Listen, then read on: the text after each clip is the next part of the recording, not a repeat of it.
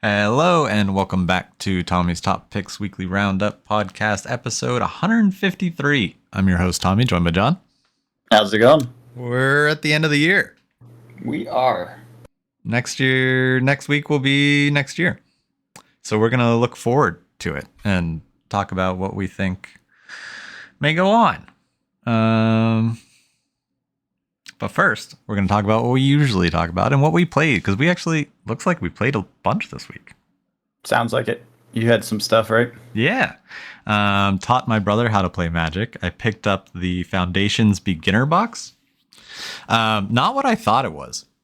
So it's the way it was marketed, it made me believe that there were two starter decks, two like half decks that you learned how to play the game with. One was a cat deck and one is a vampire deck. And then a guide to walk you through, and it has that. But then it also says 8 I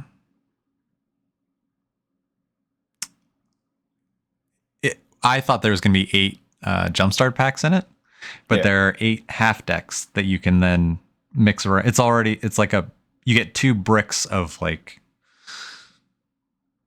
it's a like ton of pre-con cards. jump start, right? Yes, yeah. It kind of seems like, I got you. Yeah. But so it gives you 2 of each color essentially. Yeah. So you can mix them. It's the same ones in every box. There's no randomness to it. Yeah. Okay. There's no pack opening involved. It's just you get 2 plastic cellophane wrapped blocks of cards that are just a bunch of jumpstart packs already opened, but the same ones in each one. What are the cards? Are there any good cards in it? Like, is it not from like a collector standpoint, but just like do the half packs ease enough to get people into it and wanting more power? Yes. Okay. So they have like a good mythic in there and it's kind of built around it. Is that I think it's just rares. I didn't see any mythics. Oh, really? Oh, okay. And that's a little lame. They're pretty simple. Like this is this is a great way to teach people because nothing in it is too complex. That's fair. Yeah. But fair. I mean, it's a starter set. It makes sense. Yes. It makes sense. Yeah. That's exactly what it is. It is a beginner box, but it's also very cheap. Yeah. So, that's cool. Yeah. It's a for the value of, I just want to try this out. I think I want to teach my brother Magic at Christmas. I think it's the best product they've ever made. Yeah, that's cool. For that. But I mean, beyond that, or people just interested in picking up the game. So, how did it go? Did you win? I won the demo one because it kind of sets. I didn't read through it to see who wins, but it kind of leads the vampire one to win because it's like preset. Like you're not supposed to shuffle the deck. Yeah, it's like you will draw these cards. Through these turns. This is how this works. And they're 20 card decks, and it walks you through the first 5 turns. So you're pretty much at the end of the game there. Yeah, makes sense. But then he chose a white deck and a blue deck, and I chose a red deck and a black deck, and he won that game. So there were a couple like take backsies, but of course. But so he took that one. So it was fun. It was a good time. Cool. And I think so each player gets a book and basically walks you through what's happening on your turn and your opponent's turn and the sequencing of things, and like walks you through those pamphlets. I think if 2 friends had never played Magic before, they could teach themselves in 10-15 minutes with this product. That's ideal. And that's how we learned it in the 90s, figuring it out without a pamphlet. Yeah. With a friend, reading the rule book and being like, I guess this is how it goes, whatever. And that's why everyone played wrong. Yeah. But I thought I'm glad I think one of the hardest things to explain is instance.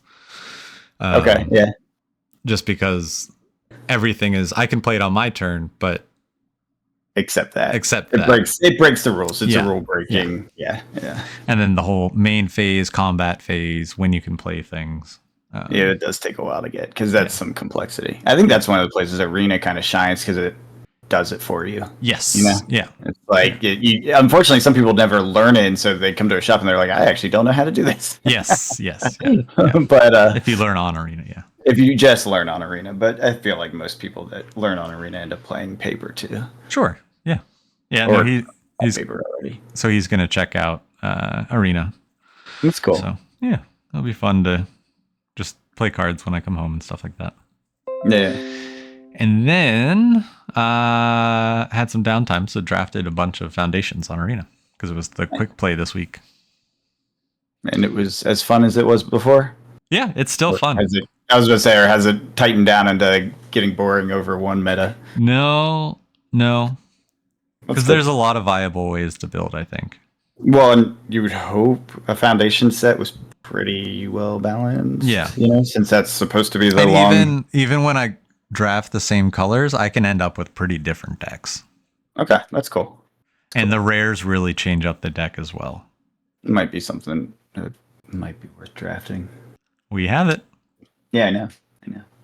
Well, I was thinking more than Winston. I mean, like trying to get a group. Oh yeah, no, absolutely. If your crew There's at least one or two other people that would probably get together and do it, that we could probably figure that out. That'd be fun. Cool. Yeah. Anything else? I don't think so. No, that's all I played. Yeah, I just played our regular Friday Night Magic. It was only 3 of us, it was fine. It was fun. My first deck was a test deck Belby, which gives 2 mana if damage was done to an opponent on your turn. 2 colorless mana. So she kind of synergizes with Eldrazi and stuff. Golgari, elf, I think she's an elf. She looks like one of the swamp elves. That gives everyone love, right? If they swing. It didn't work out, and I'm not entirely sure why. It flat failed. So I need to go back to the drawing board with that one a little bit. But it was a test online TTS sort of thing, so I'm okay with that. Sure. It has 10 Eldrazi style finishers, and it has the ramp. I think it just, for some reason, it just didn't pull the finishers. I got the ramp, everything was working, and then I'm just top decking nothing, and I'm like, crap. So I don't know if I should add tutors to make it more able to get its thing, or that was just a fluke of a play, which is very possible. Because 10 in a deck that should be enough with the number of turns we play. Anyways, it didn't work out. It was sad. I want to play it again. I want to mess with it some more. It's a card game. There is still RNG. Oh yeah, for sure. Yeah, it is possible. It just was a flat RNG fail. I don't know. And especially in a singleton, yes, you would think 1 in 10, but those 10 could be in the bottom. All 10 of those could be in the bottom half of the deck. It could be. It's very rare. The distribution of that is not a common. This would be a 1 in 100. But it's not 0. It's not 0. It is not 0. That's the thing. And because it's the first run at it, usually I get good feedback. From the game, I'm like, okay, X, Y, and Z need to be shifted a little bit, and then I start tweaking. This one, I'm like, I don't know. I don't think I want to put more finishers in it. That's a terrible idea. You end up with a handful of finishers, and you are done. So, anyways, point being, there's more brewing to do. It's fine. It was the first run. It went terribly. Arcades came back to the table. Backed down to 1.0. I wanted to make sure I didn't want to keep it at 1.0 because I actually built, I think it was almost all of 1.0, which is the low power one with physical cards. I may have been missing a card or two, something like that, but I had enough to go take to game day where I would just fill in the slots.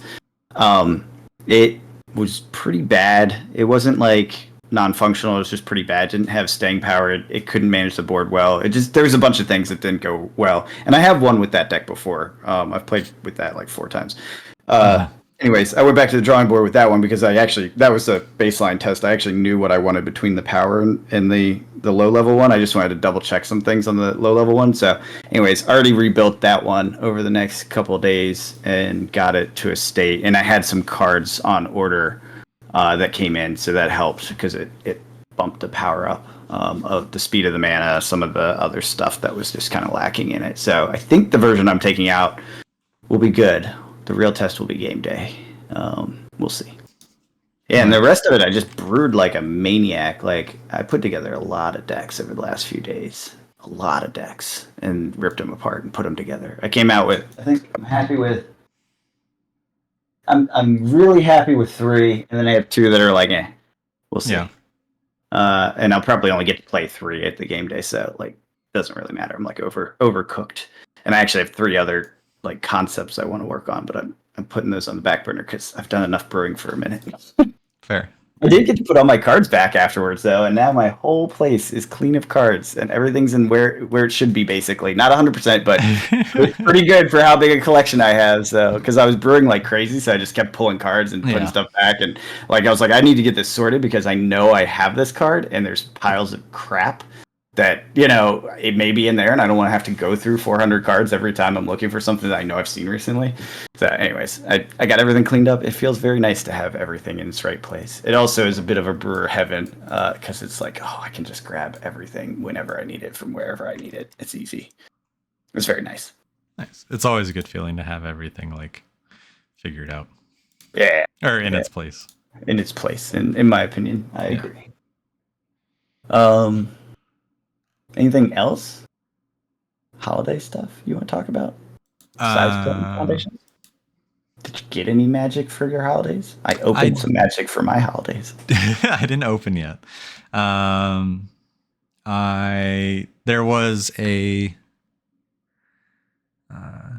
what was it? Safari Zone was selling all the like a bunch of shipping supplies like top loaders and stuff like that for like over half off. So I picked up a bunch of those, and they had a Wilds of Eldraine box for $100. So I grabbed that.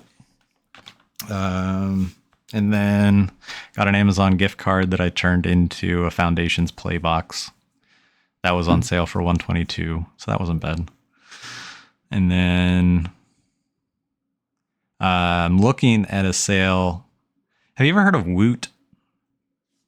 Sounds familiar. I feel like I have heard of it, but I'm not familiar with it. It's an Amazon company, and I think that's where the Amazon dumps have moved to. Okay. And it's trying to do the similar thing to like the video stuff and whatever. It's like a content platform too? Or am I mixing that up with something? I don't think so. I just know this as a website discount clearance kind of. I don't know. But it's tied. It's an Amazon company and tied to fulfilled by Amazon. Gotcha. So you can still get like the 5% back with your Amazon credit card, stuff like that. Oh, it's not. Yeah, it's not the video thing, but it's the timed sales thing. Yes, that's timed sales. Okay, yeah. So I was like, I had a gimmick. I remember there was a gimmick. I was thinking it was like the TikTok stuff. Or what's that other one? That was like the live auction thing. That was real popular. I think it went downhill after a while. I don't know. Whatnot? Whatever. Maybe Whatnot. Yeah, that's the whole thing. Mm-hmm. Is it? I thought they cracked down on it because it was like they were threatening to, but then it's still running wild, and that's why Pokemon cards are going crazy and booster boxes are disappearing because they I just boomered there so hard. I'm like, what's that thing all the kids do? The amount of rip and ship that's still going on right now, it's nuts. Like one of the guys I sold a booster box to is a rip and shipper, and he was just like, it's getting hard to find these boxes. And that was my sign of, oh, maybe I hold on to these boxes for like a month or two and just see what happens. Oh, yeah, you'll get some heat out of them. Yeah. This is the year. This is sell into the high. Yeah. Sell into the high. But so this Woot sale that's going on right now, it had OTJ play boxes for $115.99. But if you buy 3 of these items, 3 of the same item, you get 15% off on top of the 5% from your card. So you could get 3 OTJ boxes for $93.66 each. Plus tax. Well, yeah, so that's still a good price. It's a very good price. Yeah. And they also had Murders at Karlov Manor, collector boxes. They still have they also had the Doctor Who Commander bundle. Those are sold out, those 3. The OTJ, Doctor Who, and Murders. But the Dominaria Remastered collector box is still available. And so if you bought And the MH3 Playbox is available, and that's the one I'm looking at possibly pulling the trigger on. So if you get 3, it would add up being to like 170 per box, which is pretty good for an MH3 Playbox. I think so. Yeah, isn't it usually 200 right now? 200 plus on retail. Right now, it's $215 plus $15 shipping. Yeah, I knew it was like 200-ish area. It's like 230, 240. Yeah. So that's good. So not bad. You have to buy 3, but yeah, that's the downside. It's like a capital outlay, and then sitting on 3 boxes if you really want 3 boxes. I really enjoyed Modern Horizons draft, so that's why I'm thinking it's a powerhouse of a card set too. Oh, absolutely. I watched. There was a post on Reddit this week. I think it was on the Modern subreddit that went over the effects of the influence of Modern Horizons 1, 2, and 3 when they came out, with the amount of cards that they put into the form or had playable in the format, and it just dwarfs every other set. Yeah. It was wild. Yeah, like Lord of the Rings was the closest, but that was kind of like a pseudo modern. Yeah, because it was straight to modern. Yeah, I agree. They definitely try to. But it didn't come close to 1, 2, or 3, and then nothing else. The only other thing that came close was Throne of Eldraine. Interesting. I did not realize that, but it does kind of make sense. Mm-hmm. That was surprising too. I'll find it and I'll send it to you. It was worth. I was thinking about sending it to you, but I was like watching, and it was like I was trying to fall asleep like 1:30 in the morning. It was Well, I opened some stuff. I had a holiday miracle. I opened a Modern Horizons 2 collector box on Christmas Day itself. Nice. And I was like, I want to open something. It's a holiday. I can do that. I'm an adult. So I opened it, and I got some hits. It was pretty sweet. I don't remember exactly what I got, but what it ended up being was more than the value of the box, which I did not expect, because those boxes are kind of pricey. I realized after I started opening it, I was like, oh, this is kind of pricey to just rip without thinking about it. I was like, oh, well, I'm going for it now. Let me see if I can find the freaking pictures I posted. I'm not seeing it. Oh, well. Opened a bunch of stuff. It was definitely a very fun opening experience. Obviously, hitting that many things was great. But I don't know if I would do it again at that price, just because it is an expensive box. You know what I mean? Yeah. But it was fun. It was a lot of fun. Also opened. This was different days. Dominaria Remastered. I enjoyed that quite a lot. It's that throwback feel. They captured the old school Magic feel to it again. And it just was one of those things that I don't know. I like those sets. Like I'm actually really looking forward to Innistrad Remaster. But now that I'm skimming through some details on it, I'm jumping topics here a little bit. But I'm a little worried about this one being the least fun of the remasters, because I did like these last two, Ravnica and Dominaria Remastered, a lot. They really kind of, I think they're the old person nostalgia kick. You know, sure. You know what I mean? Yeah. I feel like they're definitely targeting me, and they did a good job with it. Good. So we'll see if Innistrad holds up, because Innistrad has been rather disappointing the last few sets. So remastering it's not all that feels good. You know what I mean? Sure, but how far back does it go? All the way. So there will be the cool callbacks. That's the part that I'll still enjoy. But they're definitely somewhere. It's like it's the was the black and white set they did that everyone hated. The double feature. You remember? Yeah. They're redoing some of that. It's like, that's not a feel good. Don't put that in the box. Everyone's gonna be mad when they see those cards. Yeah. It's not. Why is that in the box? It's like I saw that. I was like, don't do that to me. You take away my fun. It's fine though. It's fine. Also opened Dominaria United. I was on a hunt for specific green cards. I was building a green deck, and I'm happy with that deck. See if it functions well, but I'm happy with it. It's kind of an aggro green deck. Not a stompy, but fun little monster creatures matter green deck. So kind of stompy. It's stompy, obviously.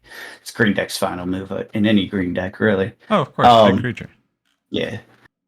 I did find the things I got. I got an Urza Saga foil special art. This is the Modern Horizons 2 box. I got Ragavan in the full art. I got Sword of Sinew and something. Can't remember what the bone, whatever that one is. I can't see it. Whatever that one is. Sword and Sinew and Steel. That's it. Okay. Which is nice. Imperial Recruiter, Scalding Tarn, Arid Mesa. These are different archerments. Force of Negation in the etched foil version, which was pretty freaking awesome. And Ceres, not that big of a deal. Then I got Force of Vigor, Drothi Voidwalker, Archon of Cruelty, Goblin Engineer. These are all pretty big hit cards. Cabal Coffers full art, Prismatic Vista in the old school style, which I personally like. Yeah, it was a monster box. Like, I think the value of the box was like close to $500. Or like these cards was like close to $500. Oh dang! And yeah, exactly. I was like, this never happens. I never get this much value out of a box. I was like, Eventually. it's a Christmas miracle. I was like, it really was. I was like, this is amazing, Christmas miracle. That's funny. Yeah, it was fun. It was fun to open that box. I really did enjoy that. Obviously, the big hits matter. It makes it way better when you hit those crazy hits. You're just like, oh my god, that's crazy. I mean, that's what a collector box is, right? Yeah. But yeah, it was a fun time opening all that stuff. I did enjoy it, and I got my collection and a bunch of cards I wanted, and they were for me. I opened them specifically to go straight to the collection to actually help me build decks that I'm building, which is why I opened those, because I was targeting certain cards. And then I cleaned up my collection, and everything was in its right place. Hey. Sorry, we're gonna keep going back to that because I enjoyed that a lot. It's a good feeling, and it rarely hasn't happens. been true in like, I feel like a decade. It's not. That's an exaggeration, obviously, but I feel like it really has. It's been a while. Yeah. Anyways, cool. Yeah. On to the future. What do you want to see in Magic? I'm actually interested in this. I closed the link. Why'd I do that? In this Edge of Eternity set. I'm intrigued. It's a sci-fi future robots. It looks like it's gonna have, I don't know how you pronounce this guy's name, the robot guy Tazichi or whatever, you know what I'm talking about? Yeah. He's like a planeswalker robot, basically. Half robot, half dude. Does artifact things, obviously. He's featured, it looks like. I'm assuming this is him, because it looks a lot like him. And it's a future set, space set, sci-fi opera, I guess, genre sort of thing. Yeah, that's whatever what they said. Yeah, Tezzeret. That's it. Is that Tezzeret? Is that how you say it? Tezzeret? Tezzeret? Whatever it is. Yeah. That guy. It looks like that is not confirmed, although that is definitely him. So if it's not him, what are they doing?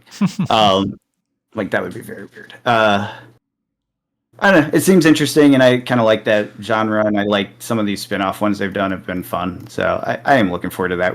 I could be wrong. Like, it may be like a total utter fail, and I'm an idiot. I don't know. But I'm open to it. I'm open to it early 2025 or late 2024. I'm open to it. I'm not interested in Aether Drift that much. We'll see what the vehicles are. Well, Edge of Eternities is August. That's later in August, the year.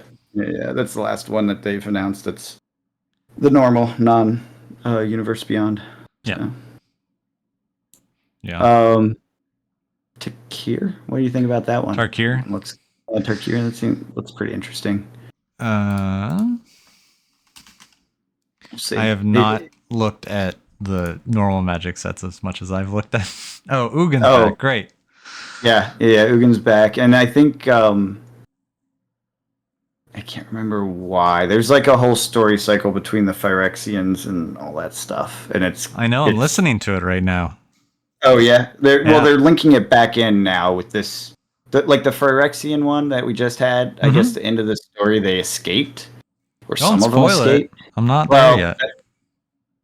It was literally in the set from like a year ago, dude. I'm sorry if I'm spoiling a year ago information for you. I can't help you. Slight tangent. From the Foundation beginner box, there was a recommendation to follow the story, and they have a story podcast. That's fun. That has these two women that are just kind of having a podcast discussion while telling you what's going on in the story without just reading the story. Okay, I like that. And they're like half-hour episodes, and we just finished the Dominaria United one, which was 5 episodes, and then started the first Brothers War one. And That's cool. it's really neat. It's a good way to kind of just background noise absorb the story. Magic World. Yeah, I like that. Send that to me. I will definitely listen to that. Yeah, and it's all free. It's on podcast platforms and stuff like that. Do you know what it's called? Might as well shout them out since you're enjoying it. It's the official Magic one. Oh, okay. Cool. Drop it in the description below if you remember. Yeah, the Magic Story Podcast. That's what it's called. Magic Story Podcast. Cool. Yeah, I'll check that out. Well, anyways, Do you listen on Spotify? I'll put the Spotify link. Yeah, that's fine. People will find it now that we have the name, and they can go off of that and find their favorite platform version. Yeah. Tarkir, Dragonborn. Seems like a lot of elves. Or, sorry, Dragonstorm. Gosh, Dragonstorm. Yeah, seems like a lot of elves, which is kind of cool. I've definitely been itching to build an elf deck. That's what Belby is, trying to find that answer to elves. Seems interesting. Out of the Magic sets, I think that's the... no. It would be Edge of Eternity's Tarkir and then Aether Drift for me. You think Edge of Eternity, you like that too? Yeah, the space opera stuff, come on. Star Wars, me? I don't know, because a lot of people don't like that in Magic, right? I don't care, and John. I have been that guy. I have been that guy. I'm not that guy. I'm not that guy. Sometimes you might be that guy in a particular thing. It just isn't hitting right for you. You know, I like you're allowed to have your Cowboys. opinion. I like Cowboys. Yeah, like Cowboys. Yeah, I was gonna say you're allowed to have opinions that are not like into it. It's fine. Yeah. Gotcha. But yes, space opera. You're into that one. Yes, absolutely. Tarkir. I'm more interested in Tarkir's cards. Sure. I have a feeling they're going to do a power up on this because it's probably going to synergize with the old Tarkir, which was notoriously terrible from a power level. So if they counteract it with this, you'll have on theme stuff that might actually work together in a better way than anything from Tarkir ever has. Yeah, it may continue that trend and be just a weaker set, just because you're going to think that they're going to put some power cards, or maybe they don't. Maybe they don't put power cards in Final Fantasy and Spider-Man. That's a risky move, but I think they'll do. I was playing devil's advocate there. I mean, they're going to. Yeah. These are all standard sets. So these are the standard sets. The Aether Drift in February, Tarkir in April, Final Fantasy in June, Edge of Eternity's August, and then Spider-Man to be announced, and Another Universes Beyond to be announced. And all the Universes Beyond go straight to standard, so they have to have the power in those. Right. Sure, but there are stronger and weaker sets in standard throughout the year, for sure. It's true, but you just don't want those IP plays to flop. Oh, of course. Since they're going to standard, they basically have to do it there because you can't. Well, unless they just power level, power creep all year, you know. Yeah. Which true. We have had years like that, but that would be. I hope not. Not on top of where we're at now, power level with Duskmourn and Bloomborough, and there's some standard strength right now. Yeah, I'd be a little worried if they had a whole year of pumping. Yeah, we'll see. So Aether Drift, I want to talk about that for a sec because I'm not interested as a set in itself, but what I am interested in is this is the change of the play box. So we're going from 36 to 30 packs. So 6 less packs, getting the price. Pre-orders are around $100 opposed to the like 120s for the previous play boxes. I am interested to see what happens and how much of a confusion this will cause, because I saw another one of a stupid Reddit post I saw that was saying that Aether Drift was going to tank because people are already selling it, pre-ordering it for $99. And I was just like, but that makes sense because there's less packs in it. So I clicked the post. I was like, this is stupid. And then they didn't understand that there were just less packs in the box. Oh. So they're just complaining to complain like the internet loves to do. Yeah. And I was just like, did you not even like look at the description or the picture of the box and be like, oh, that's a different shape box. Why is it a different shape? No, they just wanted to complain. No, they said they were going to buy a bunch of it because it was so cheap. Wait, but then they were saying it was going to crash? Usually people that are saying that the 99 is the crash. Oh, Okay, I guess I misunderstood what you were saying then. Yeah. I thought you were saying that it may go even complaining lower. that it was going to crash because the price was so low already, and it was like, well, no, it's just different product size. Okay, it was just uninformed, and there were just too many comment threads until someone was just like, look at the number of packs. But it just Brusif, check it out. My guy. Math. How does it work? There's less packs in this box. It should probably cost less. It's so hard. Yeah. But anyways, I'm sure people will get confused by that. Yeah. But what with that confusion, does that bring down the price of the 36-pack boxes? Because people will see them as so much higher and not buy them. It could re-anchor prices lower. It'll be happening at the same time that these are aging, but still in standard. You know what I mean? Like they're not. I do. They're not weird. Have been out. The singles are around. I think. Actually, I think you know what I think. Next summer, when things are dull, I think those 36-pack play boosters are going to hit a low, and it's going to be a good time to pick them up. Probably. It's very possible based on all the different things we've seen. I wish Magic would stop changing things. I know. You can't go 6 months. I know. Just give us a couple years, 2 years. That's way too long, John. I know. We've only been doing this for a few years ourselves, and how many things have we seen change? Yeah. Remember set boosters? Those have come and I know. gone. I'm just like, oh god, everything's so different. It's fine. It's what they do. I don't know why, but they do. They put a lot of energy into it too. Yeah. Maybe it keeps it fresh. I don't know. Maybe it keeps people interested, or maybe it's like a magic trick. They try to confuse us. I mean, I definitely agree. Into buying different boxes. I don't know. I think it's a good idea. I agree. I think they should do what they can to try and keep the box around 100, while still. Let's see. They just can't go below the 24 packs a box. Because of the drafting? Because of drafting with 8. That's fine. But, or sealed for 4. But, yeah, so maybe inflation hits in 5 years, and then they bring it down to a 24-pack box. And then to keep it around 100. So I can see, I don't know. It's just this weird shrinkflation. Yeah. Mental perspective of what a box should be worth, but not even caring about how many packs are in said box. Well, that's just how it goes. It's just the idea of I bought a box.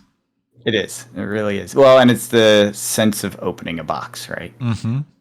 Because that is very different than opening a pack. It's very different than opening 10 packs. Sure. It's a different experience, and people want it. Yeah. It's their lottery ticket. Don't take it from them. Come on. It's just, it makes me laugh. Me too. I love it. I know. I do it. I open boxes. Yeah. But yeah, then we talked about Tarkir. Final Fantasy, I'm really interested to see how that goes, because that's going to kind of be the guinea pig that I watch and see. Because I'm really glad Final Fantasy is going first and not Spider-Man. Because Final Fantasy gets to be the guinea pig for Universes Beyond and Standard and how that looks. Yeah, that's probably the better one to lead with. I don't know. That's a tricky one. I'm not sure. I guess it depends on what their goal is with Final Fantasy being one of them. Yeah, because with Final Fantasy, you don't know. That could be just the one set and one and done. Yeah. But you don't do Marvel Spider-Man and not do Marvel something else later. Agree. Yeah. Yeah, and there's been Marvel, the build up, and plus the crossover of comic books and game stores very aligned, right? Final Fantasy doesn't sit on the shelf at my LGS. No. You know what I mean? So that's where it's a weird crossover. And so I'm wondering, is Final Fantasy going to be pushed heavily in the digital arena, like to try to grab Final Fantasy video game players to bring them into arena? Is that kind of like the point of that? Because if it is, that could be an interesting play. I think so. I mean, you're gonna have them. It's gonna have to be an arena if it's standard. Agreed. It will be. The question is, are they going to do a big marketing blitz digitally to try to draw in people as a onboard through digital? Do you get Final Fantasy 14 promo or like in-game goodies? That's what I mean. Yeah. Yes, you could do lots of stuff with that. And you know how they have the animated avatars and all that stuff like that. That could work for that. I get so angry. Trying to do. I get so angry. Okay, here's the one Universes Beyond thing I get angry at. When I'm on Arena and I queue into, and it shows like the two avatars, and I'm going up against My Little Pony. I do get angry about that. That is the one Universes Beyond thing I get angry about. I didn't even know that was in there. That's hilarious. Yeah. Yes. Yes. SpongeBob, right? Is that still coming? Is that still coming?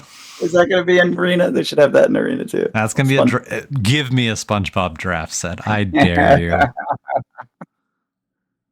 That's too funny. Yeah, I don't know. That's I actually know people that loved that My Little Pony set that came out. Yes, there is a demographic that does. Secret layer thing, and it's not like a crazy, whatever they call the brony thing or whatever, nothing like that. I know. But really enjoys it anyways, like was like into it. So he would definitely have that. I don't think he plays Arena though. And mostly to make fun of you. Yes. Like he would literally do it because it made you uncomfortable and it would be hilarious. Because that's his personality. You know what I mean? Yeah. Anyways, but yeah, I want to see how, because these are going to be the 30-pack boxes now.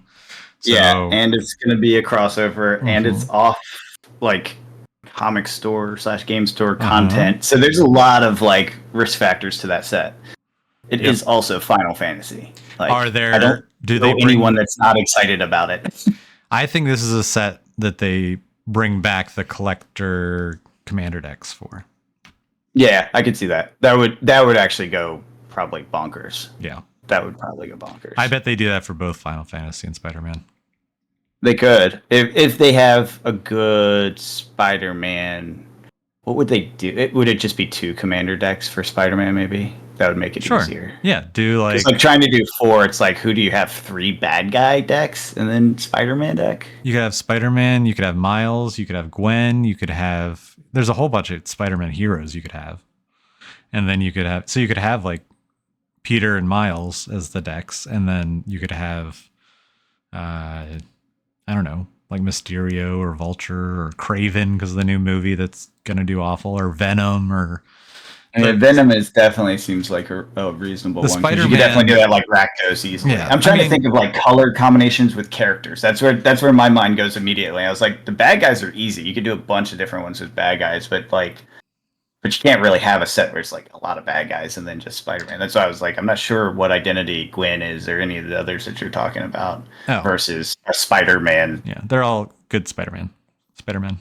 Well, that's the problem. They all fall under the same categories, right? And they're generally the same as far as like I don't know how. No, they have different personalities, so you could shift them into different things depending on based on their And some of them they all white plus.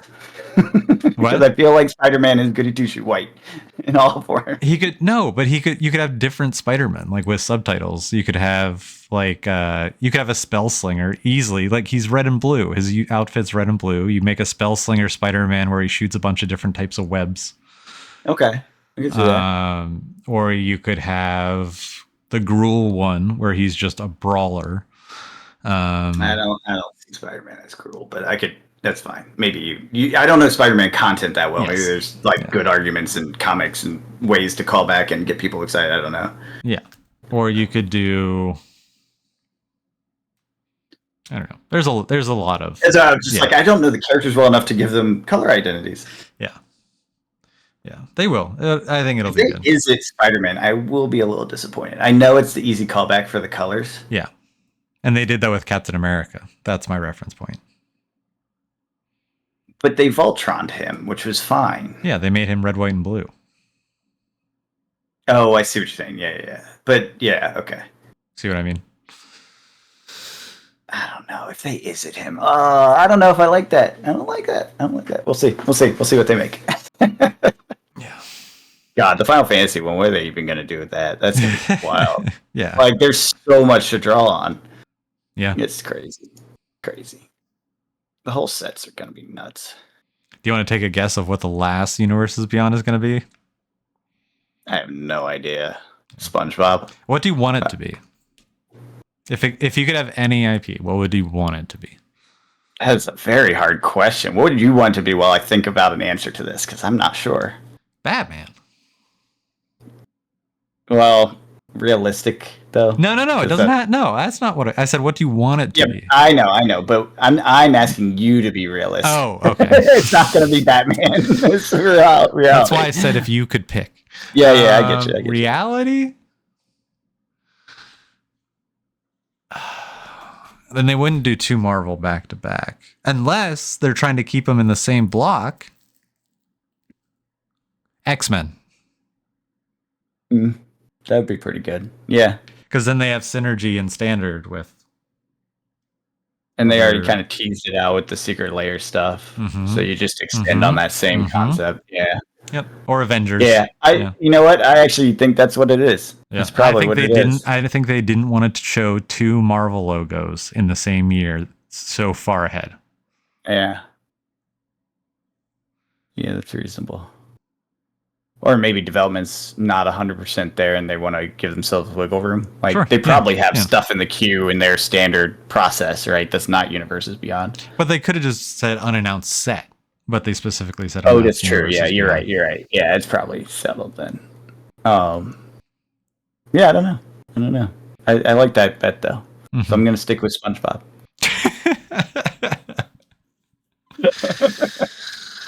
We're drafting that. You know we're gonna do Winston. If they come out with a SpongeBob draft set, I'll do it just for the laughs. Like, it's gonna be weird, but that's what it is.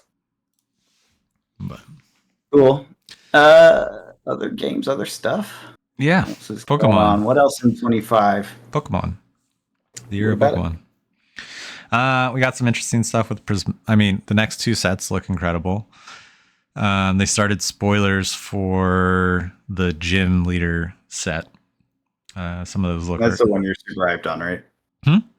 Yeah, that's the one you're super hyped on because the nostalgia kick, right? Yeah, the gym leader one. Yeah.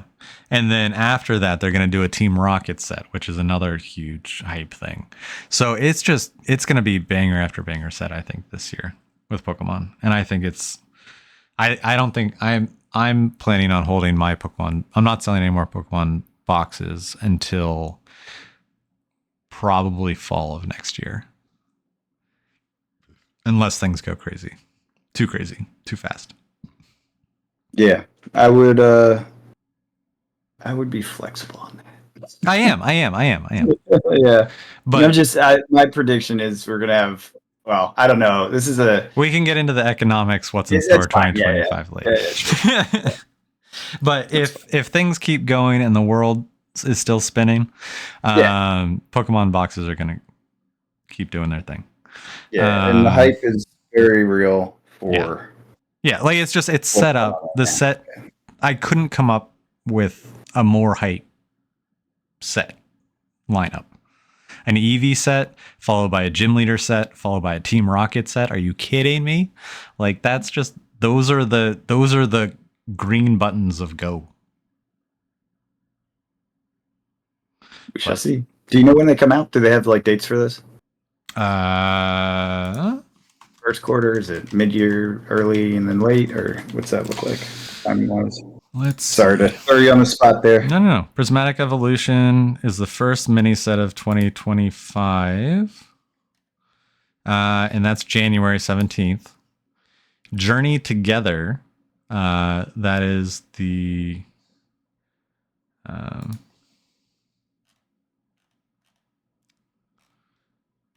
that has some of the gym leader stuff.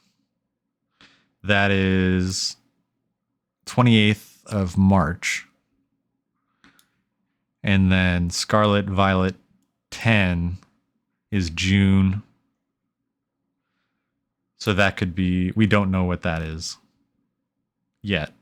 That could be the Team Rocket set, or the Team Rocket set could be in September or November. Gotcha. So we have 1, 2, 3, 5 sets next year that we know of. Speculation. Right. Obviously. Yeah. I mean, it's if it follows the normal schedule, which it has for years. So Pokemon rally is here. Yeah. It's wild. Big Poke. Yeah. We shall watch that in 2025. Yeah. Fab, do we care? Are we following it? I don't know enough about what's expected. I haven't, and honestly, I think they made those announcements a while ago, right? At one of the events. So it'd be old news at this point. Yeah. Yeah. I don't know. It would take a lot to get me back in. It's just a great game for what it is, and it's just not what I'm looking for right now. So yeah. It has its place, and people love it, and absolutely, they do it. Absolutely. Sorcery? It is gonna have a set. A set will come out. Like it does. And I'll be excited, and I'll open some, and I'll put it on my boxes, and maybe make some decks. Try to get together with a few people and do the same thing I did this year. Hey, in economics. Although, actually, you know what? We did talk about drafting that box. I still have that. We should do that. We should do that. Yeah, we should do that. Because that would be fun. That is a fun experience from what I've seen. I haven't had a chance to do it myself, so I would be excited to do that. Can you do Winston? I don't know. We'll have to figure it out. The way I've seen people do 2-person draft, I don't know if it was like Winston. I can't remember how they did it, honestly, but I have seen 2-person draft. It does work. Unless, was it constructed? No, I'm pretty sure there was a 2-person draft. I'll look it up. We'll figure it out. And then we'll report back as to how good it is. Sounds good. Economics. Economics. My opinion. Only my opinions. Especially in the card space, I think we have a lot of hype going into 2025. We're going to see a lot of boom in the early part of the year. Obviously, there's some potential headwinds and concerns for this upcoming year, and warning signs of recession at some point, sort of thing. They also said that about 2024. Not with the inverted yield I know. curve. That thing is actually more signal than most times that they've said it. But you're right. They do always say that. I don't know that we get a major recession, even get one, right? Like, that's the thing. Like, how big is it? What is it? Blah, blah, blah. But that hype will probably cool somewhere through the year. And then we'll see what the other side of the year looks like. Because I think by the end of the year, we'll be in whatever reality the shift in change, like the changes and stuff that's happening. We'll have reality on policy. We'll have reality on economic trade agreements, which have impacts on things. We'll have more reality than if it's just we have no idea still, and it's just been like nothing gets settled.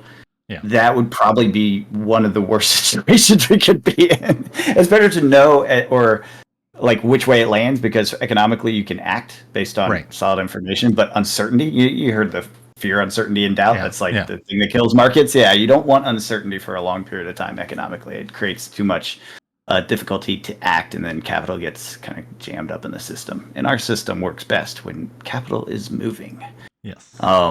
So yeah, we'll see how that all plays out. Honestly, there hasn't been much in the way of news for this year, or this week rather, not this year, because it's the holidays, and you're just not getting like big news reports on anything. So we probably won't hear anything new until probably mid-January before there's anything interesting. CPI, jobless claims, etc. But yeah, a holiday season, everyone shops. A lot of people stocking up on stuff. So yeah, hope everyone has a good holiday and happy New Year. Economically flourishes with your cardboard and your non-cardboard. High-end luxury cardboard rectangles. That's right. Who doesn't love luxury rectangles? I don't know. Cool. I don't have anything else. Yeah. I don't know. I'm just looking forward to I don't know. I just need. There's a lot, like you said, there's a lot of excitement, and I don't know. I'm just having fun. I'm enjoying this new kind of switch that I've made since, because I think where I'm at with cards is very different at the end of 2024 than I was at the beginning. Oh yeah, and me too. I find it a lot. I find this fits my lifestyle a lot better, and I'm enjoying it again, opposed to not that I wasn't enjoying it, but it felt obligated. And now I just enjoy the time I spend with it, if that makes sense. Yeah, I do. I totally get that. Yeah. Just with all the stressors of life, not adding the stress and instead getting enjoyment. But, yeah. So looking forward to that continuing, and more sets to draft. So more to collect. I already pre-ordered Innistrad, so I'll report back on how that goes. I'm definitely opening it. I'm a little worried. A little worried. Fair. But cool. Well, until next year, we'll catch you guys later. Have a good one.